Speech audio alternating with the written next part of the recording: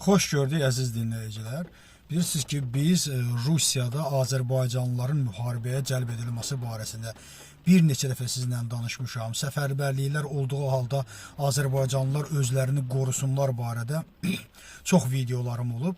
Amma deməli bu günlərdə biz nəyi bildik? Azərbaycan müharibəsində haqqın yanında vuruşan Azərbaycan qazisi olmuş bir şəxs bu günləri gedib zalimin yanında vuruşaraq, yəni Rusiyanın işğalçının yanında vuruşaraq deməli itkin düşüb, yoxa çıxıb.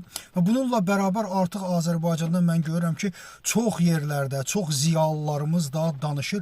Bu hal o qədər kütləvi hal alıb ki, Azərbaycanlıların Rusiyada müharibəyə cəlb edilməsi ciddi kütləvi hal alıb. Və bu barədə açıq mən sizə desəm ki, biz 2 gün bundan əvvəl paylaşdığım bir video ilə ki, hansı ki məcburiyyətdən aparılmışdı. O videodan sonra təkcə mənim özümə onlarla insan müraciət elədi ki, bizə kömək edin. Əlbəttə mənim belə bir imkanım yoxdur ki, mən hər hansı bir mənada insanlara kömək edeyim. Sadəcə olaraq mən buna vaxt ayırsam bu mümkün olmaz. Yəni bu fiziki olaraq mənim istəklərimin və yaxud da fiziki olaraq mənim imkanlarımın xaricində olan bir məsələdir. Amma bu günləri Azərbaycanda bu hal tam surətdə öz əksini tapır ki, Azərbaycanda bir qrup var ki, Rusiyaya getmək üçün Azərbaycanlıları müharibəyə təhrik edir.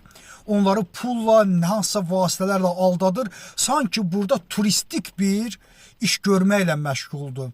Turistik bir firma açıb və buradakı Azərbaycanlıları pulla şirinləşdirərək Rusiyaya göndərir. Artıq itkilərimiz minlərlə ölçülür. Minlərlə ölçülür. Necə ki bu günləri IŞİD-ə gedib vuruşdular, öldülər Azərbaycanda onları, Azərbaycan təhlükəsizlik orqanları onları yəni Azərbaycanda kənar elədi, onları həbs etdi. Necə ki İranda gedib vuruşanlar vardı, əlbəttə ki onlar cinayətkardılar, həbs olunmalılar.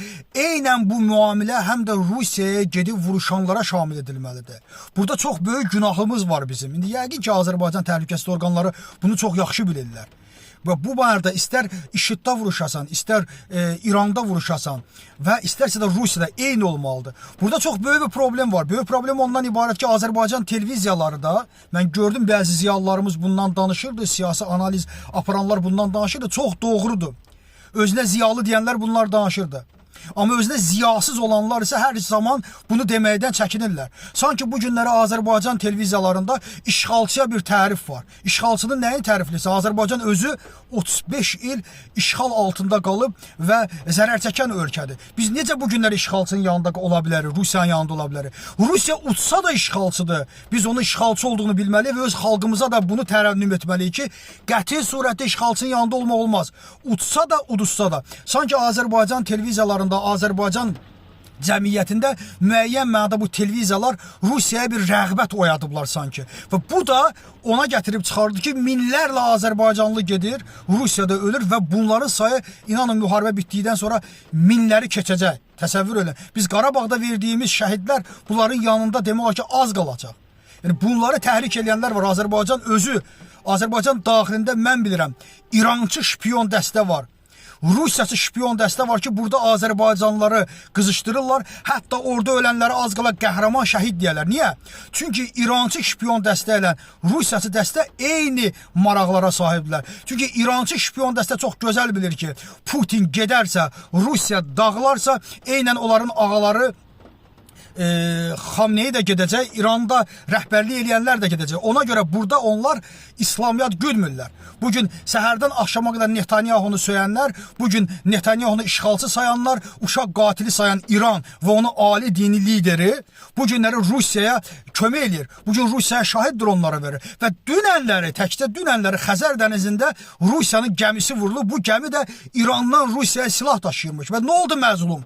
Bəs nə oldu işğalçı? Bəs nə oldu Netanyahu işğalçıdır, məzlumları öldürür və Rusiya məzlumlara kömək mi edir? İşğal eləmirmi Ukraynanın razı? Ona görə bunlara inanmaq lazımdır. Bunların iç üzləri öz kreslo maraqlarını qorumaqdan ötürüdür. Ona görə qəti ayıq olmaq lazımdır. Azərbaycan təhlükəsizlik orqanları mən xahiş edirəm ki, ölkədə olan İrançı taxtabitilər və Rusiyaçı taxtabitilər Azərbaycanlıları Rusiyaya göndərməyə, orada müharibəyə qatmaq üçün əlindən gələn təbliğatı aparırlar və Allah da bilir ki, burada hansı maliyyə məsələləri də var. Təşəkkür edirəm diqqətinizə. O da görə istəyirdi ki, mən bu barədə məlumat verim ki, diqqətli olun.